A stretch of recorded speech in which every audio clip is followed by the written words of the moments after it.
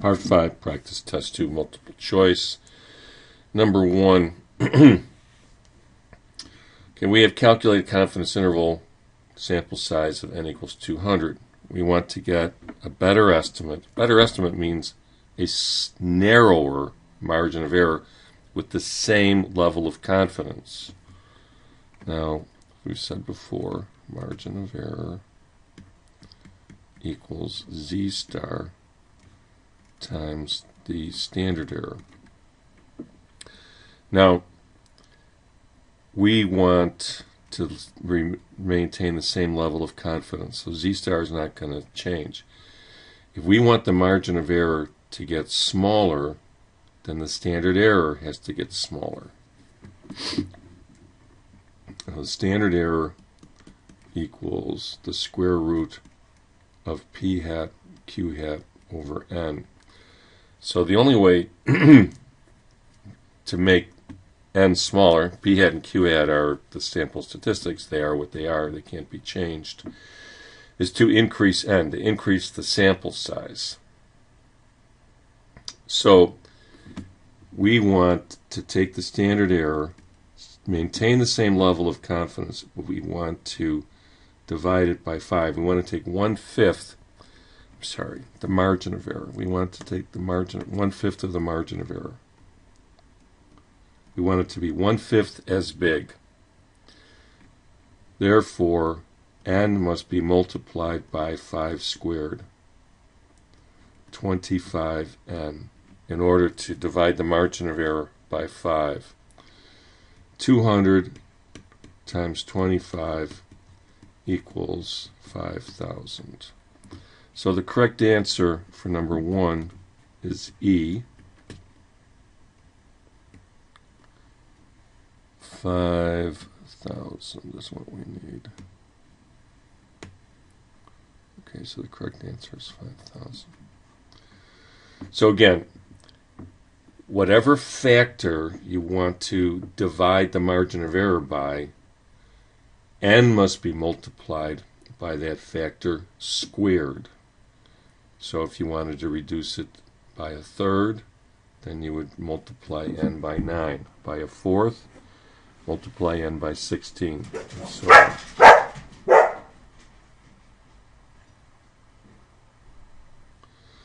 All right, so the right answer is E. Okay, 2, a certain population is strongly skewed to the right. Okay, so that's 2. So the population distribution, oh, wait a minute, skewed to the right.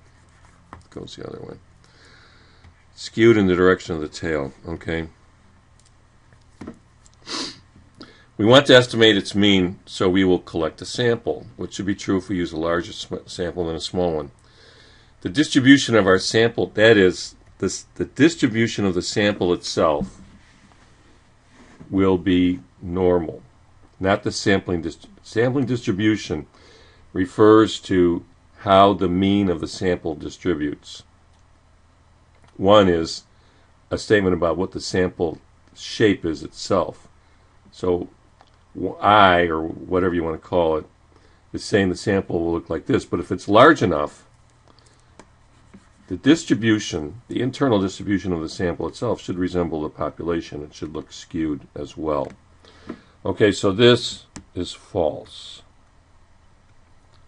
2, the sampling model of the sample means will be closer to normal. That's true. One of the preconditions for a normal distribution, a sampling distribution, this is how all the means distribute, okay? The means in this case being y bars instead of p hats or whatever. The middle is mu, and then here's the thousands of y bars, and they all distribute normally if the samples are big enough and random and independent and not too big. Okay, but the bigger they are, the closer it's going to be. The bigger the sample is, the closer its sampling distribution will be to normal. Third, if we use a large sample rather than a small one, the variability of the sample will be greater. Okay, so number 2 is true. Variability. Now, variability, variance, equals standard deviation squared. Standard deviation, in this case, is going to equal sigma divided by the square root of n. So as n approaches positive infinity, the standard deviation approaches 0. Okay, which means the variance approaches 0 as n approaches positive infinity. So the variability will in fact be smaller as the sample size gets bigger. So this is false. So the only one that's true is number 2. And so the answer to number 2 is B. 2 only. Okay, question 3. Relief fund set up to collect donations for families affected by storms, etc., etc. Random sample of 400 people shows that 28% of those 200 were contacted by telephone, actually made contributions, compared to only 18% who received first-class mail. Formula calculates a 95% confidence interval for the difference in the proportion of people who make donations if contacted by telephone or first-class mail. Okay, which formula contains a 95% confidence interval? All right, so confidence interval, let's just go through this. The CI for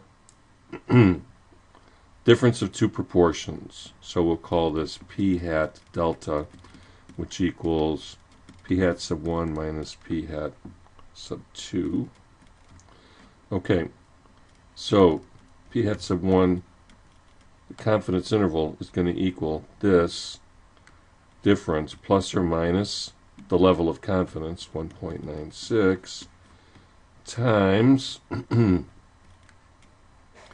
P hat 1, Q hat 1 over N sub 1 plus P hat 2, Q hat 2 over N sub 2. Now remember, this is what's called a standard error for a confidence interval. Okay, so all four of these answers start out the same, 0.028 minus 0.18, etc. They all have the same level of confidence, all right? Now, N sub 1 and N sub 2 are both 200. Now, these two answers only have one P hat and one Q hat, so these are both out. Okay, remember the formula is going to have the variance. It's the square root of the variance for each sample. So A and C are out. There should be two P hats and Q hats. Now, B has the same P hat and Q hat in both numerators. Well, that's obviously not true. We got to have the different P hats. Okay. Now, E has the right numerators, but it has as a denominator the total N1 plus N2 as the total. It should be N sub 1 and N sub 2. So E is out. And so let's look at D. The numerators are good, denominators are good, numerators are good, denominators are good. So the right answer for 3 is D. 4. What is true about a 95% confidence interval based on a given sample? The interval contains, now, 95% of the population. A 95% confidence interval. The confidence interval is a statement about where the population parameter resides, not the population itself. Okay? The parameter, it's an interval that contains the parameter, not... All right, so which is true? The interval, so I is not true. The confidence interval, pardon my dog, sorry about that. So the interval is supposed to contain the population parameter. It doesn't say anything about where the population itself is. 2, results from 95% of all samples. No. The confidence interval is a statement about the population parameter itself. It's not a statement about other samples. It's not a statement about 95% of the population. Okay. 3. The interval is narrower than a 98% confidence interval will be. Okay. That's true. It's narrower because for 95, the Z star for 95% is 1.96.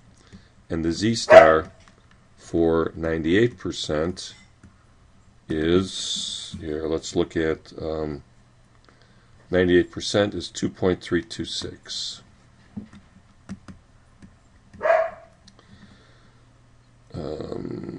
So let me get back to, here we go.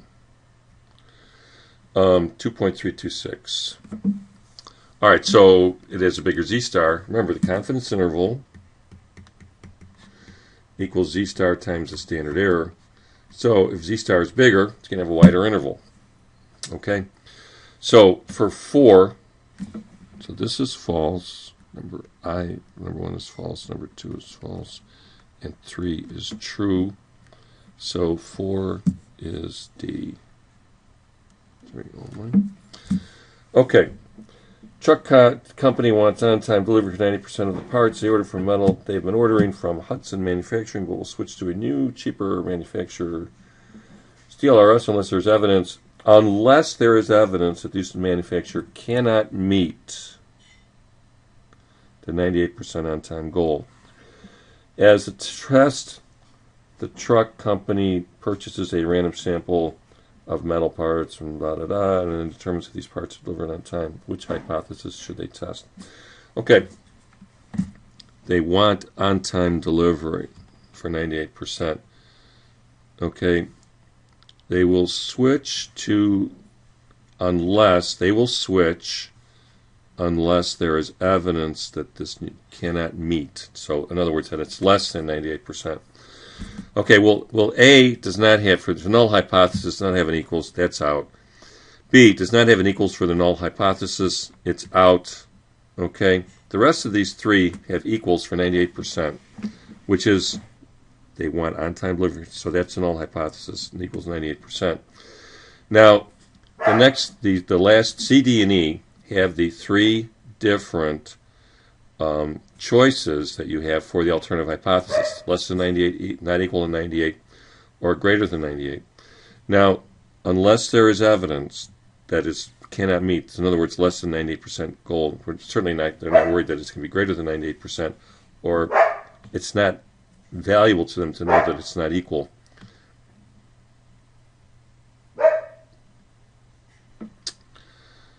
So the alternative hypothesis should be that the true proportion of of on-time parts delivered on time by this company is less than 98%, because that's what they want to find out, unless there's evidence that it cannot meet that's less than 98%. So the right answer is C for 5.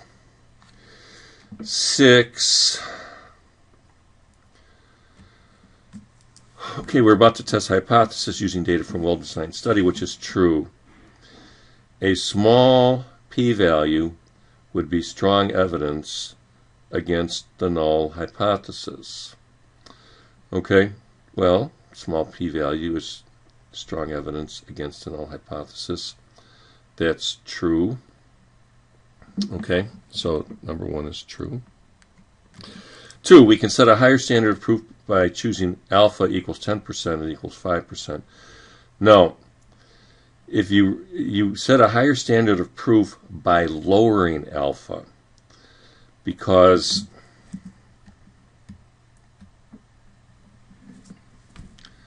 alpha equals 0.05, that means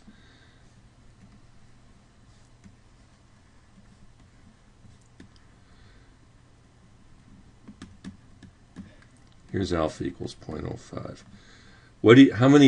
How many standard deviations do you need to reach an alpha of 0.05? 1.645. That's all you need. So in other words, you only have to go 1.645 standard deviations away from, here's p sub 0, and here's p hat. Okay? So to reach 5%, you got to have 1.645 standard deviations or more away. Okay. Now, if alpha is 10%, here's p sub 0, and here's p hat, and we're saying p hat. I want to do the pad up here. That's what I'm doing. So we make alpha 10%. You need fewer standard deviations to be away from p sub 0, which means it's easier to reject the null hypothesis. And I think for 10% it would be, that's a, here, let's check the table. That would be 1.282. That'd be an 80% confidence interval. So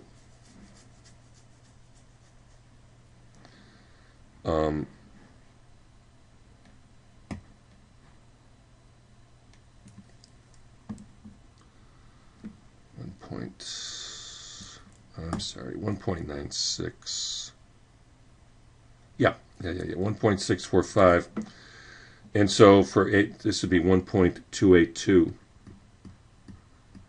So in other words, you don't have to get as many standard deviations in order to attain significance if you go from a 5% alpha to a 10% alpha. So it's a lower standard of proof because the number of standard deviations that are needed to reach significance is lower. So don't think in terms of alpha as much as, you're increasing alpha, yeah, but you're lowering the number of standard deviations. By increasing alpha, you're lowering the number of standard deviations you need in order to reach significance. Okay, so 2 is false. 3, if we reduce the alpha level, we reduce the power of the test. Okay, so that's true. All right, reducing alpha, the smaller that alpha is, then the more difficult it is, the harder it is to reject the null hypothesis. Why? Because you need a bigger z-score. So to go from 10% to 5%, we're lowering alpha. We're increasing the number of standard deviations that are needed to reach significance, which means it's harder to reject the null, which means the power is reduced. Remember, power is the ability of a test to correctly reject the null. If you lower alpha, that's harder to do. Okay, so 3 is true. So the correct answer is E, 1 and 3 only. 7. Pharmaceutical company investigating whether drugstores are less likely than food markets to remove over-the-counter drugs from the shelves when the drugs are past the expiration date found a p-value of 2.8%. This means that.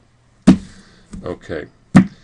Now let's just refresh our memories here before we go on and look at what's going to amount to a whole lot of very ridiculous answers. And that is the p-value. The probability that the sample statistic occurs randomly, assuming the truth of the null hypothesis. So let's keep in mind that the p-value is the probability about the sample statistic. Okay, so A. Now, right away, the p-value is a statement about P, about the population proportion in A. A is saying it's 2.8% of the drugstores. Okay, the p-value has in it of itself nothing to do with P. So A is wrong. B is the complement of the number that's used in A. It's still another statement about the population parameter. So B is false. Okay, another statement about the population parameter, C, just worded differently. And D is yet another statement about the population parameter. So the p-value has nothing to do with this. Okay, the p-value is the probability that the sample statistic occurs randomly, assuming the truth of the previously held population parameter. But it's not a statement about the population parameter itself. So the correct answer is E, none of these. 8. To plan the course offerings for the next year, university department dean needs to estimate what impact the No Child Left Behind legislation might have on the teacher credentialing program. Historically, 40% of this university's pre-service teachers have qualified for paid internships each year. All right, so historically, all right, have qualified for paid internship positions each year. All right, so here we have our null hypothesis. Dean of Education looks at a random sample to see what proportions indicate. Based on the data, he creates a 90% confidence interval of 33, 41. Could this confidence interval be used to test the hypothesis of p equals 0.4 versus p is less than 0.4 at the alpha equals 0.05 level of significance? Okay, so yes, now it's a 90% confidence interval. Okay, now what does that mean? There's 5% in each tail. Now, this is a one-tailed test, namely less than, so it's over here. Now, here's p sub 0, which is 40%. Now, can you use this at a 5% level of significance with a 90% confidence interval? Okay, you most certainly can. Okay, why? Because it's a one-tailed test and you've got 5% in the tail. So that's number one. You're set up to do it. Now let's see what they decide. A, yes, you can. Since 40% is in the confidence interval, he accepts the null hypothesis, concluding that the percentage of applicants qualified for paid internships will stay the same. Okay, now this is good. 40% is in the confidence interval. That's good. He accepts the null hypothesis. That is bad. You either reject the null hypothesis or fail to reject. You never accept it. So A is wrong. B, yes. So far so good. Since 40% is in the confidence interval, he fails to reject the null hypothesis, concluding there is not. This is all correctly stated. B is correct. Now let's look at C. Yes, since 40% is not the center. No. 40% does not have to be the center of the confidence interval. It just has to be in it. Okay? No, he should not have used a 95% confidence interval. He wanted to do a one-tailed test at alpha equals 0.05, which means he had to do a 90% confidence interval to leave 5% in each tail, since he's doing a one-tailed test. So he needed 5% in this lower tail. No, because the dean only reviewed a sample. The whole point, everything we're doing is based on the fact that we're using a sample. So samples are fine, okay, as long as they're representative. Okay, 9. Suppose that a conveyor used to sort packages by size does not work properly. Suppose. Okay. So in other words, we're told that it doesn't work properly by God is intervening in our lives once again. Don't let anybody tell you that miracles don't occur. We're now being told by God that this machine does not work properly. But we don't. So we know that, but we're going to do a test anyway. We test the conveyor on several packages. Now, the null hypothesis is that the machine doesn't work. I guess the alternative hypothesis will be that it does. And our data results in a p-value of 0.016. What probably happens as a result of our testing? Well, we get fired, hopefully, for proposing such a ridiculous way to put the question. But anyway, they're just trying to trip us up here. Okay, clearly 0.016 is going to lead to a rejection of the null hypothesis. Namely, we will reject H sub 0, that the machine does not work. Okay, because it's 0.016, and alpha's, alpha's always at 0.05 unless we say otherwise. Okay, so we will reject the null hypothesis. So A is out, says we failed to reject it. Okay, B, we correctly reject. All right, so B says we reject the null. However, is that correct? Well, no. We know the machine doesn't work. God has appeared to us. Angel Gabriel appeared to us in a dream and said the machine doesn't work. Okay. So anyway, we do the test anyhow. But we did not. The test did not correctly reject the null hypothesis.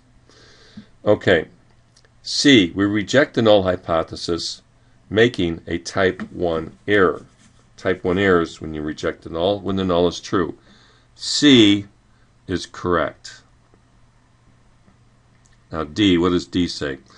We reject the null hypothesis, making it type 2. Well, no. You can only make a type 2 error if the null hypothesis is false. The null hypothesis is true, so we cannot make a type 2 error. E, we failed to reject the null hypothesis. Well, no, we already said that we were going to reject it. Why? Because the p-value is so low, 0.016. All right. 10. We test the hypothesis that p equals 35% versus p is less than 35%. We don't know it. See, here, we don't know this. But you know this. Okay, here's this test going on. This is some we, we don't know who we is, but somebody knows. It's written in a holy book somewhere. P is actually 26%. Now, which sample size and significance level will our test have the greatest power? Okay, now we've talked about this already.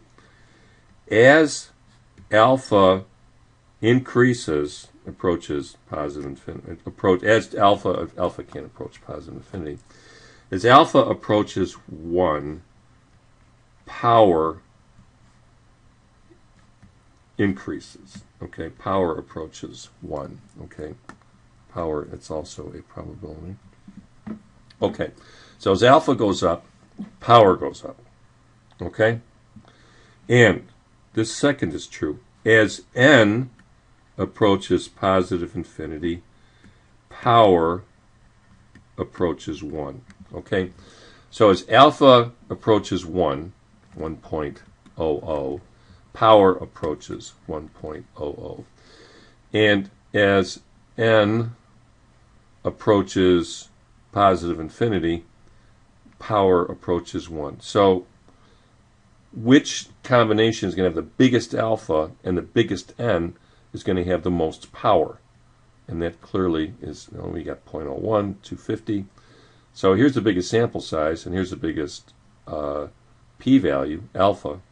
So D is the right answer. Okay? So the biggest alpha combined with the biggest n is going to give you the most power. And that's that.